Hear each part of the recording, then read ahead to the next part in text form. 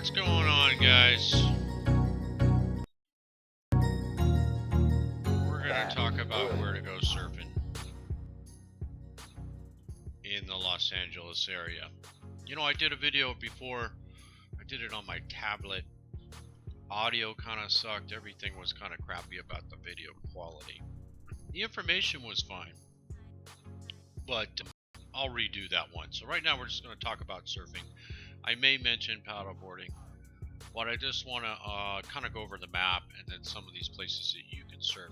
One of the things I want you to notice is see how different the coastline, the direction that the coastline faces in the LA area. So when we're down here in Palos Verdes, this faces northwest. So this is a winter time surf spot mostly. Same with the South Bay beaches. They get much bigger in the winter time. In the summer, Palos Verdes and Catalina, you can't really see Catalina here. I could back out a little bit. There's Catalina. Catalina blocks and Palos Verdes block those south swells that come in the summer. So this is typically more of a winter time. Now, if you're just a beginner, then this area down here is not bad in the summer because it's really small. It's tiny. But that's what you want when you're beginning. You don't want big waves. This is where I learned how to surf as a kid. So let's just start there. Whoops. Let's get a little bit closer. And then I'll backtrack a little bit. Alright. So, Torrance Beach. Good beginner spot in the summer. There's a place called Burnouts here. And it is... This is the Torrance ramp. You can park in this parking lot here, or you can park in these residential areas too. But Burnouts, where's Burnouts? Okay, so this would basically be Burnouts right here, this little parking lot. This is also a parking lot. And so these are good, you know, places to surf if you're a beginner in the summer. Now, if you're more advanced, I'm going to skip back a little bit. And we're going to turn this music down too. Where's that music? Buddha. Okay. Let's turn back here. Okay, so as you notice, the coastline, this faces south. So this will still, big winter swells sort of wrap around in here. They will. But for the most part, this is where you want to go in the summer. Yeah, let's say that's about a 6-month, 5-month season. Although all these break year-round. I'm just saying what they favor. Okay, so for another beginner spot, you could go year-round. We talked about the South Bay, so you could do Manhattan Beach, Hermosa Beach. These are all decent beginner spots.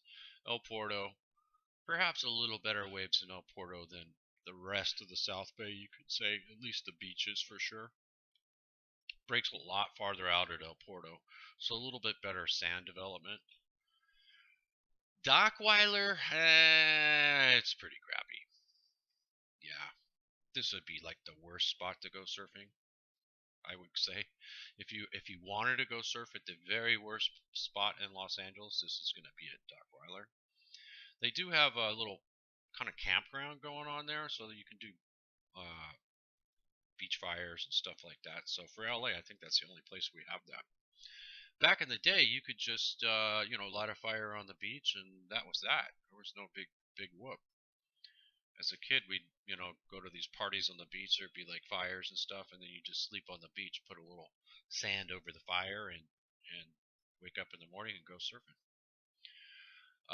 Venice, yeah, this is a good beginner spot. Now this gets year-round, north and south swells. Venice will get north or south. It never really misses any of those. It gets the south and it gets the north. So it's got pretty consistent waves, and same for the most part for Santa Monica. Santa Monica, probably the best months are like October, you know, I would say November would be my favorite times to surf there. And a lot of parking and stuff. You can park in the big lot at the end of Pico by the Shutters Hotel. It's fine. And then they do have stuff north of the pier, but the waves north of the pier aren't nearly as good as south of the pier. The waves north of the pier, it's kind of deep the way the sand is there, even though this is like the widest mother beach of all times. It it's deep, so it kind of breaks right on shore. And then sometimes the sand gets kind of stripped away a little bit, and right on shore it has like those pebbles, like those river kind of rock things going. So it's not like all nice and sandy on your feet. It's kind of like a little rough, and that's just kind of a seasonal thing that'll happen. But just keep that in mind. Moving up the coast, these are just basic, Will Rogers. Not a great spot. Once in a while, you'll find some decent waves there. Just kind of a fluke. I've driven by them, seen it on fire before, but not really the norm for that. Again, it has sort of that deep action, so it's deep on shore, so the waves don't have time to form. They just kind of shore pound, as we say. All right, your next real surf spot. After all these beaches are pretty much, the same as far as the size goes. And it just depends on the time of year, whether you're in the South Bay, it'll be bigger in the wintertime, or up here in the North Bay, we'll call it, is catches it kind of year round. But the next kind of real surf spot is called Sunset. That's right here. There's parking along the shore. You can park for free on the highway, I should say. There's like a little stairs. You walk down here or you come down here. And it kind of breaks all along through here. Now in this picture, it's nothing going on. And then there's this big parking lot, public paid lot over here, so you can park there if it gets crowded. But as you notice, see all these cars parked along? I'm not sure what's going on because I don't see anybody out in the water. But that normally means that there's some wave action going on there. And this you can see from the highway. So if you're coming like from Santa Monica or the 10, you're going to take the 10 north, just dumps out onto the 101, or I should say the 101 north. That'd be the 10 west, just dumps out into the 101 north. Then as we're heading up the coast, we've got Topanga. This used to actually be private, this Topanga. We used to go here. We used to like bonfires here as a kid. We would go here. It's kind of like a little cliff. You couldn't really see the bonfires from the highway. So, but this is a spot. Now, one thing, this breaks year round. I guess it favors more of a southwest, the way it's facing here. But you can catch it. It'll be good, all year round, basically. One thing about Topanga is very tight takeoff spot. Basically, surf right out in front of this lifeguard tower right here. But it's real tight. Like, there's not a lot of room. And it's not like Malibu or these other spots where it's just like you can catch a wave anywhere along the point there. Topanga's got this one little takeoff spot, and then it just kind of closes down. No one else can, shoulder hop, or there's not much there's not any other takeoff spots. So it's just kind of tight. So this makes it competitive. So just realize that. There's places with much better waves than Topanga with that are far less competitive. So keep that in mind. But Topanga's, a known spot. So you've got your Sunset, Topanga. Let's move on up the coast here. All throughout here, this is pretty junky, but you could paddleboard all throughout here. This is all paddleboardable, let's call it. Then as we head up north past Dukes, where are we at here? Okay, then we get to the famous Malibu. Okay, so you've got first point is on the inside here, second point's about right here, third point's about right up in here, and they're all basically surfable. Third point, you can actually go left sometimes. Otherwise, this whole place breaks right.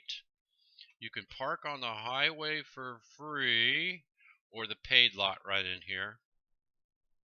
And easy access. You just walk right here. Bam.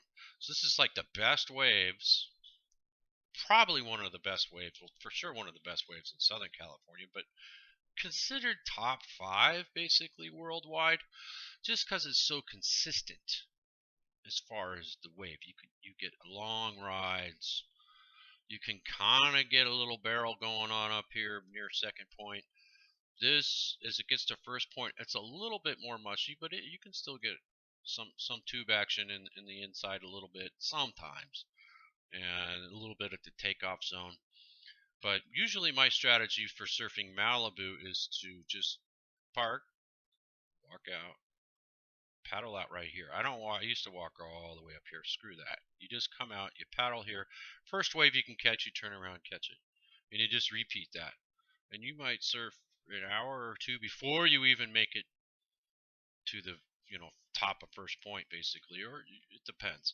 Because guys are falling off all the time. There's just there's more than one takeoff spot. A lot of guys don't keep up with the waves, so there's just a lot of wave opportunities besides the primary takeoff zone. So keep that in mind. Good spot in the summer, obviously. It faces south, but it breaks year round, and I can always recommend going there year round. It'll be a lot less crowded. Waves won't be too big or anything in the off season. It'll rarely get over 4 to 6 feet, in the winter, and that would have to be a pretty big winter swell. But just you can get good waves here pretty much year round. You can go in the off season, it won't be crowded.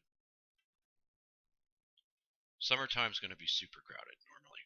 But I have caught this off season looking like Bali, 3 to 4 feet, maybe occasional 5, barreling, smoking, barrel, spitting, no one out. So it happens. It actually can happen. Okay, so moving up.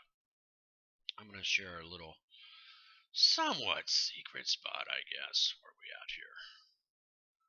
Okay, here we go. Okay, Latigo, there's not really any public parking, although you can park for free on the highway. You could park for free on the highway here. And this little turnout, you walk down, you see these condos or houses right here? There's a gate right here. It looks like, hey, I'm walking in this dude's yard. Nope, that's beach access. So you can park in here sometimes. You can park up here. And then you're going to walk, or you can paddle, right over kind of about right here is where the surfing is going on. This is also a cool paddleboarding spot, so you can paddleboard there. I'm going to mention one other paddleboard spot. It's kind of, it's a little bit of a walk. It's steep. This is super steep, so just keep that in mind. But this is a real mushy spot, and this only breaks pretty much in the summertime. Maybe on a large northwest swell it could break, but for the most part, this is a summertime break. Real mushy, kind of a tight takeoff point because no one really knows about it. It does not really access. Never gets that crowded. So keep that in mind. And then we'll go up the coast. So that was sort of a bonus secret spot. We're not going to talk about anything in here other than there's some good paddleboarding here at Escondido Beach. I'll just mention that. And you park right along the highway here, right by Joffrey's restaurant, right here. You enter right here. Again, it looks like this guy's private beach or something, but there's a little gate, and you just walk right here. You paddleboard right here, and you can head north on that with the winds.